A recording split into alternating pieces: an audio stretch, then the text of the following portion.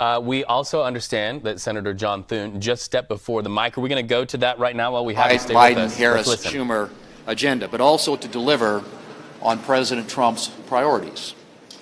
We will make sure that the President and his team have the tools and the support that they need to enforce border security laws and to remove the violent criminals who are wreaking havoc in every one of our states. We will work to make America prosperous again by streamlining the bureaucratic machine and overturning costly Biden-Harris regulations. And we will work to restore American energy dominance. Not just our energy security, but energy dominance, which will lower costs and bolster our national security. I'm excited to get to work with this team right away, and I want to thank my colleagues who placed their faith in me to serve as leader, and to those who were supporting another candidate. I promise to be a leader who serves the entire Republican conference. We will have an ambitious agenda, and we'll take each and every Republican working together to be successful. With that, I want to turn things over to Senator John Barrasso, the newly elected Republican whip. Thank you. On election night, America saw the remaking of the Republican Party for the better. This election was about the answering to the question of, are you better off now than you were 4 years ago? And the American people said no. Only 1 in 4 Americans thought that the country was heading in the right direction. And you've seen the Republican Party grow in terms of hardworking middle-class families, in terms of minorities, in terms of young people, in terms of families struggling to get by. In the last 3 weeks before the election, I was all over the country with President Trump, with J.D. Vance, as well as a number of our Senate candidates. One of the stories that stuck with me was a woman in Michigan who talked about the fact that she was embarrassed to let her husband know that she had to go to the local food bank in order to get by. Republicans listened to those stories. Democrats were focused on President Trump. Republicans were focused on the needs of the American people, people who wanted to get prices down, wanted to secure the border, wanted us to unleash American energy, people who wanted to make America look and be strong once again around the world.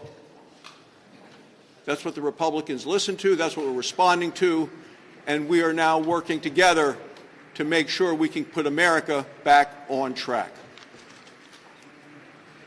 The newly elected Republican Conference Chair is the Senator from Arkansas, Senator Tom Cotton. Thank you, Senator Thune. I'm looking forward to working with Senator Thune and the rest of this leadership team. I'm very grateful for the confidence that my peers placed in me. We all remember what it was like when President Trump was in office and we had Republicans in charge of the Senate. We had low prices, we had high wages, we had a secure border, we had a strong military, we had a peaceful, stable world. Starting on January 3rd, that's what we'll all be working to build again with President Trump, with Mike Johnson, and the rest of the House Republicans on behalf of the American people. Thank you all. Thanks, Tom. The newly elected Republican Policy Chair is the Senator from West Virginia, Senator Shelley Moore Capito. Thank you, and congratulations to our new leader, John Thune. He will be a strong voice, as he has been in the past, as the whip, and I look forward to serving with him and with all of our leadership team. I want to thank the others that ran. We had a really strong, healthy discussion, and we've all come out united and friends. And one of the people that was in our discussion is one of the people that is going to, although he didn't say anything, his presence was very much felt, and that is the Vice President-elect, J.D. Vance.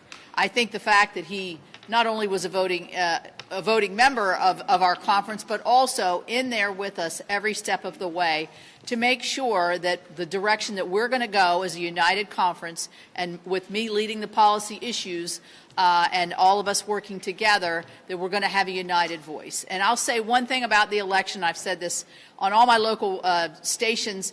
What I think the biggest issue was, and there are big ones, border and national security and others, it is literally the American family, the mom and the dad, the grandmother, whoever it is, going to the grocery store. We do it all the time, every week, and we could see, all of us could see, the escalating costs of something so very basic to us, just the cost of food, and hearing from the vice president in her campaign, the economy's doing great, don't worry. And so we hear those voices, we hear them loud and clear, and those are the voices that we're going to respond to along with President Trump through the next several years. All right, back here with David, who is one of the writers for the New York Times. I want to get your take on that when you hear Senator Thune and his peers there.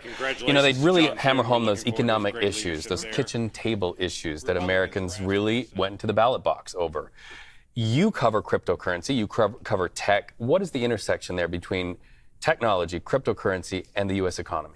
Well, this is really a narrative that tech leaders have been trying to sell throughout the campaign, and that they're emphasizing now that the regulation that the Biden administration put in place was suppressing innovation, that it was, suppressing American prosperity, and that, the Trump administration will kind of unleash that. And, tech can, help promote the American economy and its position in the world. I mean, that's the argument that this industry has been making. Historically, though, cryptocurrency, kind of volatile, right? Yeah, absolutely. It's constantly going up and down. I mean, you just look at the history of Bitcoin over the last 2 years. It was down around, lower than $20,000.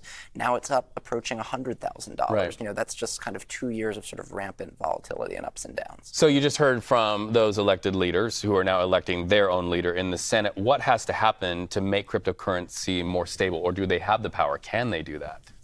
I mean, Trump has talked about creating a national Bitcoin stockpile, right. Essentially having, U.S. government Bitcoin that's just sort of like sitting around, and, that could potentially sort of boost the price in the long term. Right. Okay. Thank you so much for talking to us once again. Yeah. You are our first live guest here on this virtual set.